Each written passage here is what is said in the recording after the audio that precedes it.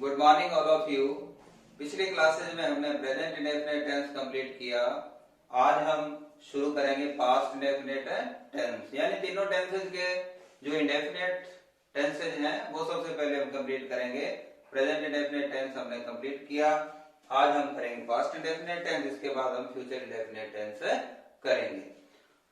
Tenses में सबसे पहले हमने क्या सीखना है, पैटर्न या स्ट्रक्चर, यानी उस टेंस के अंदर जो सेंटेंस बनेगा उसमें हम हमारा subject, helping verb, man verb, object, उनको किस सीक्वेंस में हमने यूज करना है और कौन कौन सी मैन वर्ब या हेल्पिंग वर्ब उसमें यूज होंगी। तो इस टेंस का जो पैटर्न या स्ट्रक्चर है वो इस प्रकार है: subject, second form of the man verb, object और अदर वर्ड। प्रेजेंट इंडेफिनिट में हमने मैन वर्ब की फर्स्ट फॉर्म का यूज किया था।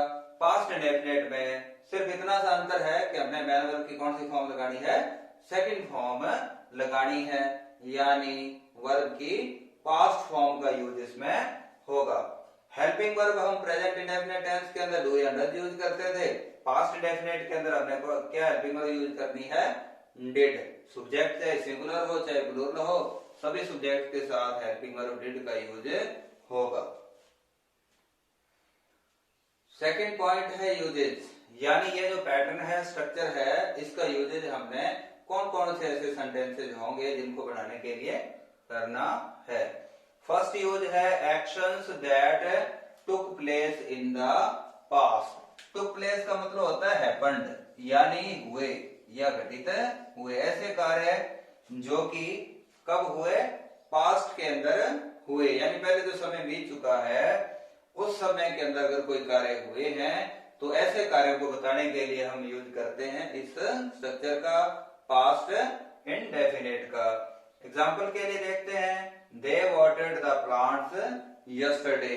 उन्होंने कल क्या किया, पौधों को पानी दिया। वाटर का मतलब है पानी देना, इसकी सेकंड फॉर्म क्या हुई, वाटर्ड, यानी मैन वर्ब की सेकंड फॉर्म का यूज हुआ।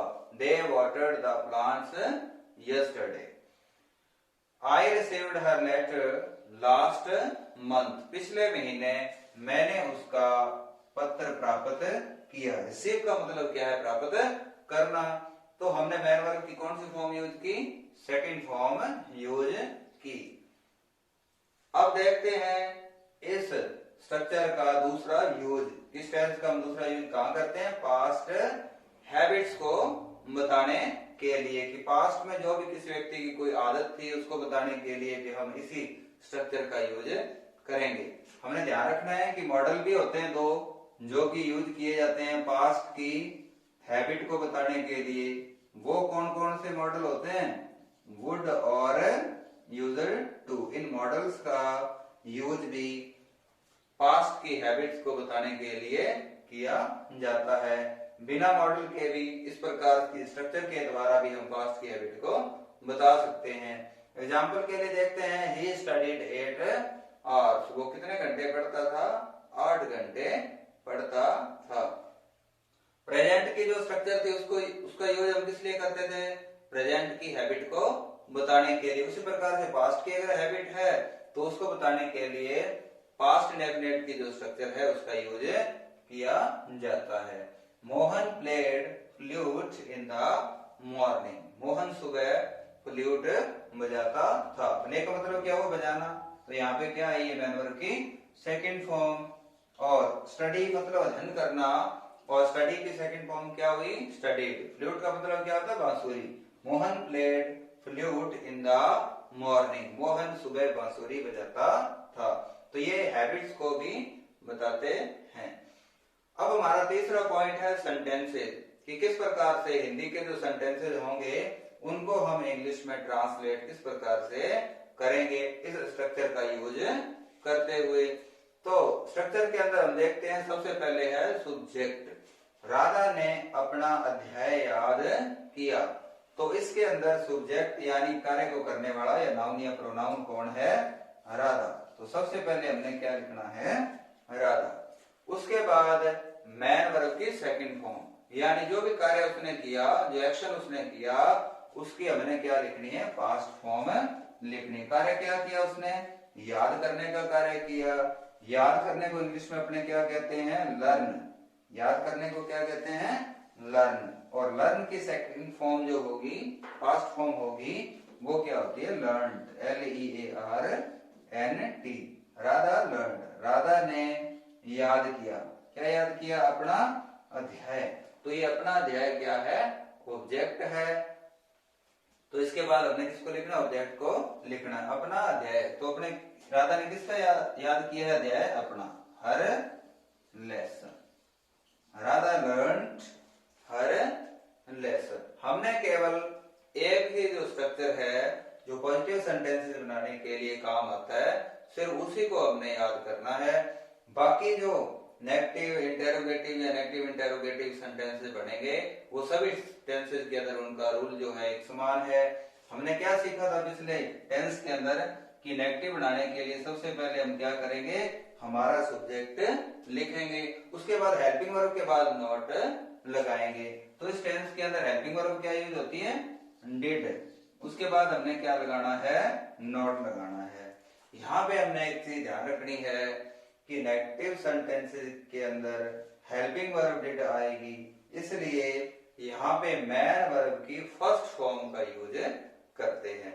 प्रेजेंट इंडेफिनिट के अंदर भी इसी प्रकार से एक चीज हमने सीखी थी कि अफर्मेटिव या पॉजिटिव जो सेंटेंसेस हैं उसमें तो हम मैन वर्ब की फर्स्ट फॉर्म के साथ ऐसे या ऐसे लगाते हैं, लेकिन बाकी के जो भी सेंटेंसेस बनते हैं उनके अंदर हम ऐसे या ऐसे नहीं लगाते। इसी प्रकार हमने इसमें भी ध्यान रखना है कि यहाँ पे हेल्पिंग वर्ब हमने क्या लगाई, डिड, इसलिए मैन वर्ब जो है वो क्या आएगी, फर्स्ट फॉर्म में ही आएगी। तो यहाँ पे लर्न हमने नहीं लिखना, क्या लिखेंगे, learn. Radha did not learn her lesson. इसी प्रकार से हम इंटेरोगेटिव जो सेंटेंस है वो बनाएंगे। हम सीख चुके हैं कि उसमें क्या करना है, हमने हेल्पिंग वर्ब जो होगी उसको हम पहले लिखेंगे, उसके बाद हम लिखेंगे हमारा सब्जेक्ट, नॉट को हटा देंगे, मैन वर्ब की फर्स्ट फॉर्म लिखेंगे, और उसके बाद हम लिखेंगे हमारा ऑब्जेक्ट, और सेंटेंस के अंत में प्रश्नवाचक चिन्ह भी लगाना है। चौथे प्रकार के जो होंगे नेगेटिव इंटेरोगेटिव, उसमें हमने क्या करना है, जो इंटेरोगेटिव है उसमें जो सब्जेक्ट है उसके बाद केवल नॉट का यूज करना है, सिर्फ इतना ही कार्य करना है। तो वो सेंटेंस क्या बन जाएगा, negative interrogative. Did Radha not learn her lesson. तो इस प्रकार से हमने देखा जो भी टेंस हम लर्न करेंगे सभी के अंदर यही रूल होगा, एक स्ट्रक्चर हमने लर्न कर लेनी है, दूसरे स्ट्रक्चर के अंदर क्या होगा, नेगेटिव बनाने के लिए केवल हेल्पिंग वर्ब के बाद नॉट लगाना है, तीसरे के अंदर हेल्पिंग वर्ब शुरू में लगाएंगे, नॉट हटा देंगे, और सेंटेंस के अंत में क्या लगाना है, प्रश्नवाचक चिन्ह लगाना है। फोर्थ जो होगा चौथा, उसमें क्या करना है, जो इंटेरोगेटिव है उसमें केवल सब्जेक्ट के बाद नॉट लगाना है। ये भी इंटेरोगेटिव है इसलिए इसमें भी प्रश्नवाचक चिन्ह हमने लगाना है। प्रेजेंट इंडेफिनिट में भी हम एफर्मेटिव या पॉजिटिव सेंटेंसेस थे उसमें हेल्पिंग वर्ब नहीं लगाते थे, उसी प्रकार से पास्ट इंडेफिनिट टेंस में भी हेल्पिंग वर्ब पॉजिटिव या एफर्मेटिव सेंटेंसेस में नहीं लगाते। केवल दो ही टेंसेस ऐसे हैं ये जिसमें हम एफर्मेटिव या पॉजिटिव सेंटेंसेस में हेल्पिंग वर्ब नहीं लगाएंगे, बाकी जितने भी टेंसेस हम सीखेंगे उसमें हेल्पिंग वर्ब पॉजिटिव या एफर्मेटिव सेंटेंसेस में लगी होगी।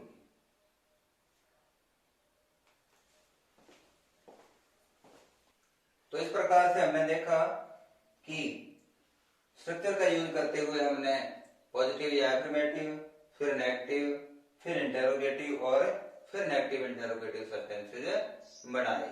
अब मैं आपको प्रैक्टिस एक्सरसाइज के लिए 10 सेंटेंसेस और दे रहा हूं, आपको भी क्या करना है, इसी प्रकार से उनको इंग्लिश में ट्रांसलेट करना है और फिर उनको नेगेटिव इंटेरोगेटिव और नेगेटिव इंटेरोगेटिव भी बनाना है। सबसे पहले आप वीडियो को रोककर ये 10 सेंटेंसेस जो है उनको नोट कर लो।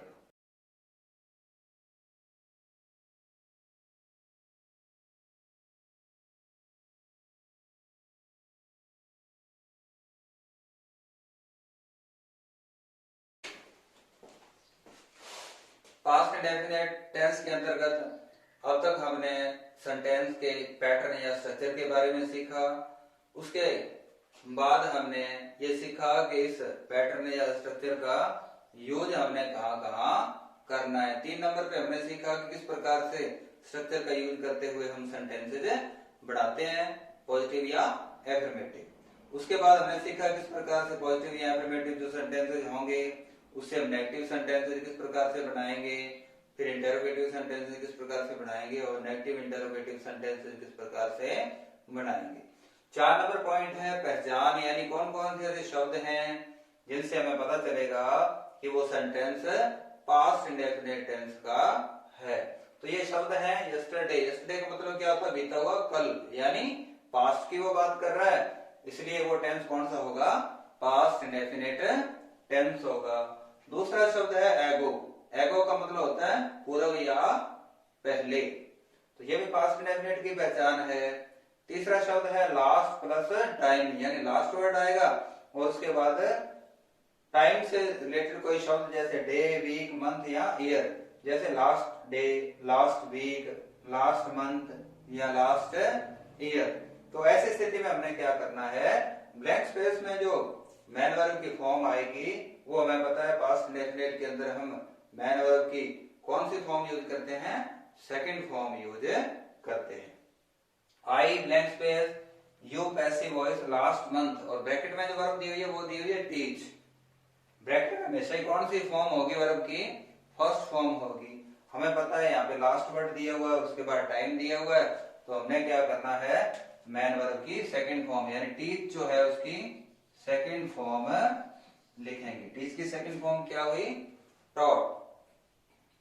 My father blank space a new car yesterday, यहाँ पे यस्टरडे वर्ड आया हुआ है पहचान के लिए, वर्ब दी हुई है बाई, तो हम क्या करेंगे, बाई की सेकंड फॉर्म लिखेंगे और बाई की सेकंड फॉर्म होती है व्हाट।